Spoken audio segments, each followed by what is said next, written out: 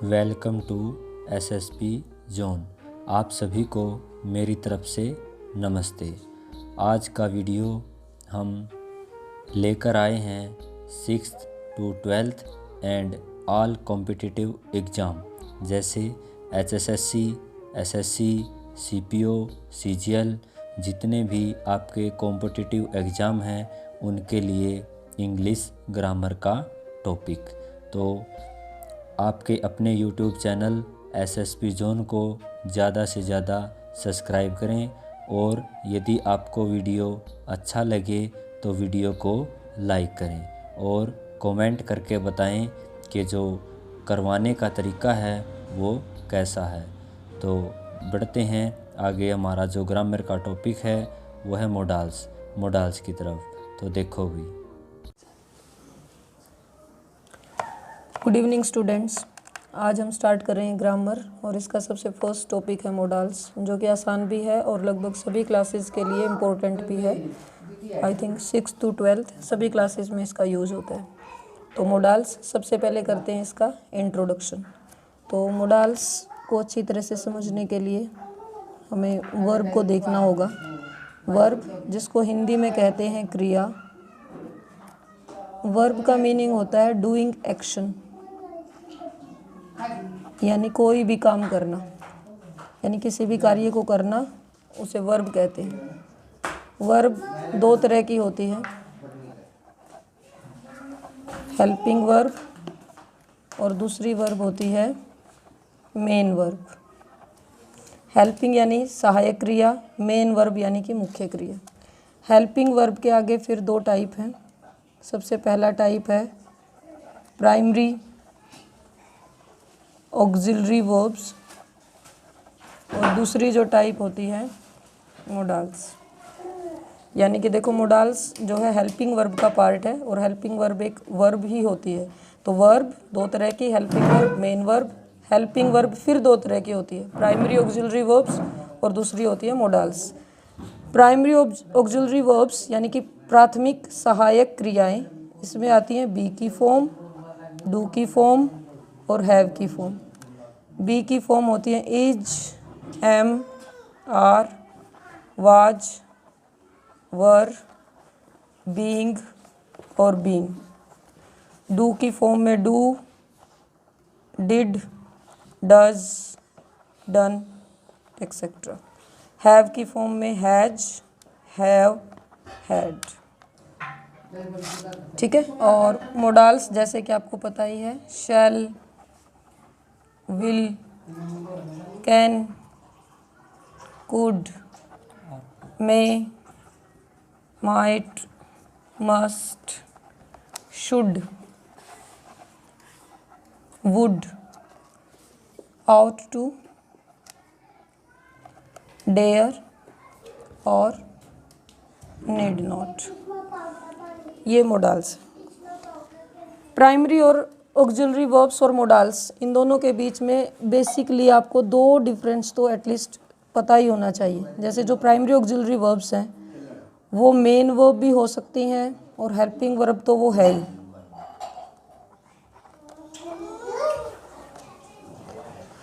जैसे मैं एक सेंटेंस लिख रही हूँ, आई एम स्टूडेंट। इस सेंटेंस को आप देखिए, आई इसमें सब्जेक्ट है, एम जो कि एक हेल्पिंग वर्ब है, जैसे कि यहाँ हमने लिखा प्राइमरी ऑक्सिलरी वर्ब। लेकिन क्योंकि इस सेंटेंस में और कोई मेन वर्ब नहीं है, इसीलिए इसमें ये हेल्पिंग वर्ब ही मेन वर्ब का काम कर रही है। तो जो प्राइमरी ऑक्सिलरी वर्ब्स हैं वो मेन वर्ब का काम भी कर सकती हैं और हेल्पिंग वर्ब का भी।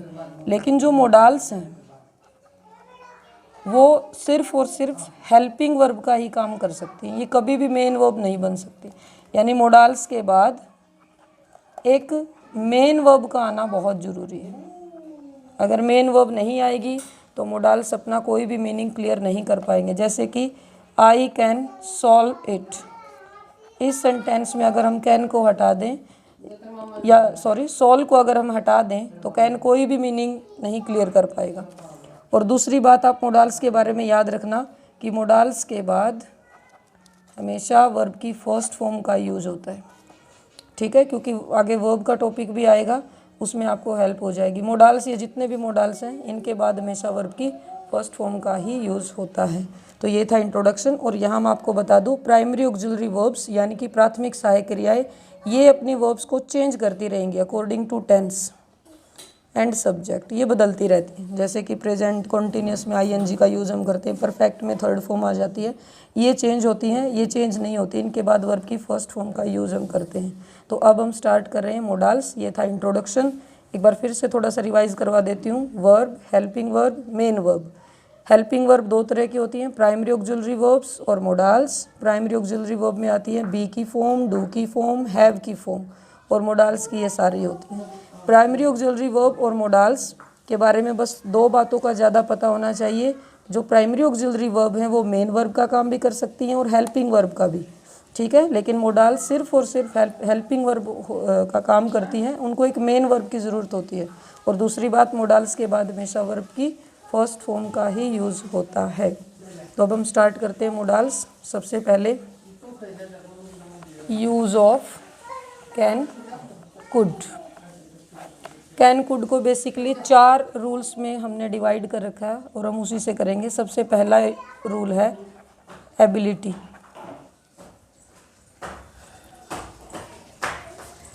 एबिलिटी जिसको हिंदी में कहते हैं योग्यता, यानी किसी भी कार्य को करने की योग्यता की अगर बात है तो कैन का यूज़ करना होता है। और कैन को हिंदी में कहते हैं सकता,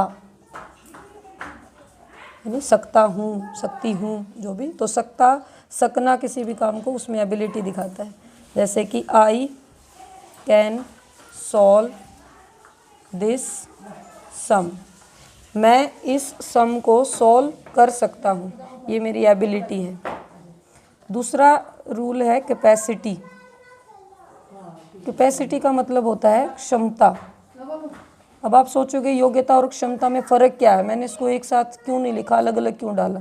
जो योग्यता है वो हमारी मेंटल एबिलिटी होती है और कैपेसिटी में आती है फिजिकल एबिलिटी। जैसे कि आई कैन स्विम, ये एक फिजिकल एबिलिटी है। तो चाहे मेंटल एबिलिटी है चाहे फिजिकल एबिलिटी है, तो एबिलिटी और कैपेसिटी इन दोनों वर्ड्स के मीनिंग आपको क्लियर होना ज़रूरी है, ठीक है। तो चाहे एबिलिटी हो चाहे कैपेसिटी हो, आप कैन का यूज़ करेंगे। I can solve this sum, I can swim, इन दोनों में कैन का यूज़ रहेगा। थर्ड है पॉसिबिलिटी। पॉसिबिलिटी वर्ड का मतलब होता है संभावना। बस मैं ये बता दूं, ये जर्नल पॉसिबिलिटी है, यानी कि सामान्य संभावना जहाँ भी हो कैन का यूज़ करना है। जैसे कि anyone can make a mistake, मतलब क्या हुआ कि कोई भी गलती कर सकता है, किसी से भी गलती हो सकती है, तो यहाँ हम कैन का यूज़ करेंगे, ठीक है। फोर्थ इसका रूल रहेगा जो बहुत ही इम्पोर्टेंट है, परमिशन। इसको हिंदी में क्या कहते हैं, आज्ञा। देखो इसको डिवाइड करने के कई तरह के रूल हैं, लेकिन इसका थोड़ा सा आपके लिए इजी कर देती हूँ मैं इस सिस्टम को। परमिशन दो तरह की होती है आज्ञा। एक आज्ञा होती है जो हम टीचर्स से लेते हैं या फिर हम किसी के ऑफिस में जाते हैं यानी कि ऑफिसर से लेते हैं, और दूसरी जो परमिशन होती है वो हम अपने फ्रेंड से लेते हैं। इन दोनों को देखो क्लियर करना, एक परमिशन हम टीचर से लेते हैं, एक हम फ्रेंड से लेते हैं। अगर किसी टीचर या ऑफिसर से परमिशन लेनी हो तो आप मे का यूज़ करेंगे, मे का यूज़ करेंगे, और अगर फ्रेंड से परमिशन लेनी हो तो आप कैन का यूज़ करेंगे। इस बात को अच्छे से समझना, मोडाल्स में काफ़ी आपको हेल्प मिलेगी। अगर टीचर या ऑफिसर से परमिशन लेनी है तो मे, फ्रेंड से कुछ परमिशन लेनी है तो कैन। आप इसको सिंपल शब्दों में भी कर सकते हो। जब हम किसी टीचर या ऑफिसर से परमिशन लेते हैं तो हमें सामने वाले के जवाब का पता नहीं कि वो पॉजिटिव में रिप्लाई करेगा या नेगेटिव में, लेकिन फ्रेंड से अगर हम कुछ ले रहे हैं तो हमें हाँ की उम्मीद होती है, ठीक है। तो आप इसको अगर रूल्स में बांधना हो तो फॉर्मल रिक्वेस्ट के लिए तो मे और इनफॉर्मल के लिए कैन। तो ये वर्ड थोड़े मुश्किल पड़ जाते हैं, इसीलिए ऐसे याद करना इसको कि टीचर या ऑफिसर से कुछ पूछना है तो मे का यूज़ करेंगे, फ्रेंड से कुछ पूछना है तो कैन का। जैसे कि मे आई कम इन सर, तो सर मैं आ सकता हूँ। है ना। तो यहाँ हमें पता नहीं है, सर हो सकता है आपको बाहर भी रख सकते हैं, ज़रूरी नहीं अंदर आने ही दें, ठीक है। और dash I take your pen Rahul, Rahul क्या मैं तुम्हारा पेन ले सकता हूँ। तो यहाँ राहुल आपका फ्रेंड है और आपको पता वो मना नहीं करेगा, यानी कि आपको फ्रेंड से कुछ पूछा आपने, तो यहाँ आप यूज़ करेंगे कैन का, ठीक है।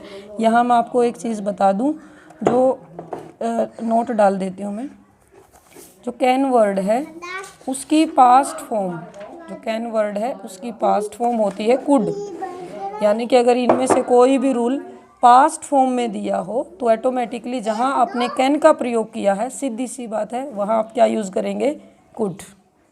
जैसे कि आई डैश स्विम, इतना सेंटेंस है, आपने देख लिया होगा, ये सेंटेंस हमने कैपेसिटी में किया था। आई डैश स्विम, मैं तैर सकता हूँ, तो जाहिर सी बात है यहाँ कैन आएगा, लेकिन मैं इस सेंटेंस को आगे थोड़ा सा बढ़ा रही हूँ।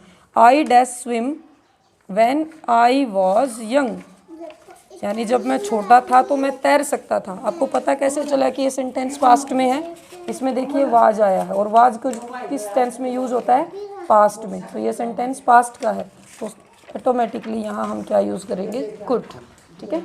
I could swim when I was young. अब कुड की बात है, तो कुड एक बहुत ही इम्पोर्टेंट रूल जुड़ा है कुड से, पोलाइट रिक्वेस्ट। इसको बिल्कुल सिंपल वे में आपने समझना है कि कुड को आप पोलाइट रिक्वेस्ट में कैसे यूज़ करना है, क्योंकि पोलाइट रिक्वेस्ट के लिए एक तो वुड का यूज़ होता है और दूसरा यूज़ होता है कुड का। फ़र्क कैसे रहेगा, देखिए, अगर आपको बड़ी अच्छी सी रिक्वेस्ट करके किसी को कोई भी सुविधा या हॉस्पिटैलिटी देना है, कुछ भी, यानी अगर आप किसी को कुछ भी ऑफ़र कर रहे हो, जैसे आम भाषा में बोलो तो कुछ किसी से भी स्वीटली बात करके, मीठा बोल के कुछ ऑफ़र कर रहे हो, आप किसी को सुविधा दे रहे हो, तो आप वुड का यूज़ करेंगे। और अपना काम निकलवा रहे हो, किसी से मीठा बोल के कुछ भी ले रहे हो, यानी कि हेल्प ले रहे हो किसी की, तो आप कुड का यूज़ करेंगे। ओके, जैसे मैं एक सेंटेंस लिख रही हूँ, डैश यू टेक टी और कॉफ़ी, मतलब आप चाय लेंगे या कॉफ़ी लेंगे, यानी हम किसी को कुछ, बताइए, आप ऑफ़र कर रहे हैं या हेल्प ले रहे हैं, ऑफ़र कर रहे हैं हम किसी को, तो यहाँ हम क्या यूज़ करेंगे, would. Would you take tea और कॉफ़ी। अगर हम हेल्प ले रहे हैं, जैसे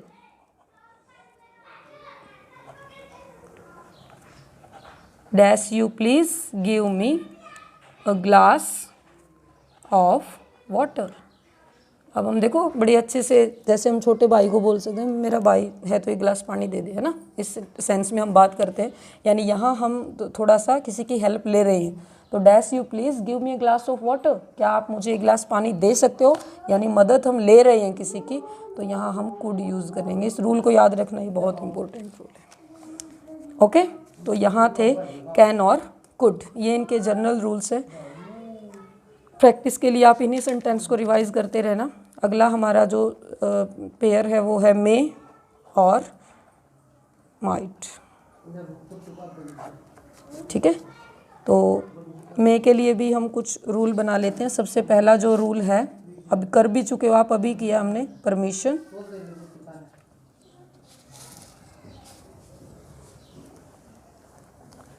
परमिशन का मीनिंग होता है आज्ञा, ये अभी अभी मैंने करवाया है।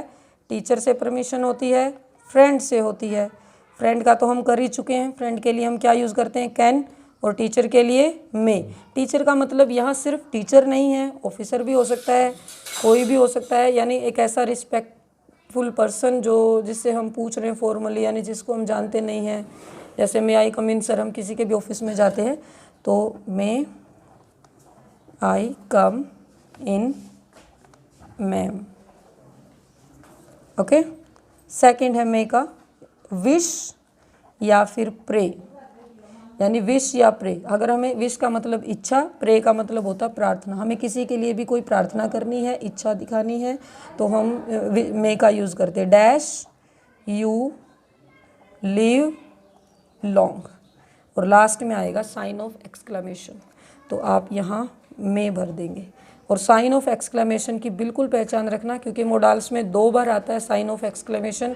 एक बार वुड से आता है, एक बार मे से आता है। वुड से तब आएगा जब हम करेंगे, तो अपने आप आपको क्लियर हो जाएगा। तो मे का यूज़ होता है किसके लिए? विश या प्रे। थर्ड मे का रहेगा पॉसिबिलिटी के लिए, और पॉसिबिलिटी का मतलब होता है संभावना। ठीक है, देखिए संभावना किसी भी कार्य के होने की होती है कम संभावना, और एक होती है ज़्यादा संभावना। अब आप देखिए,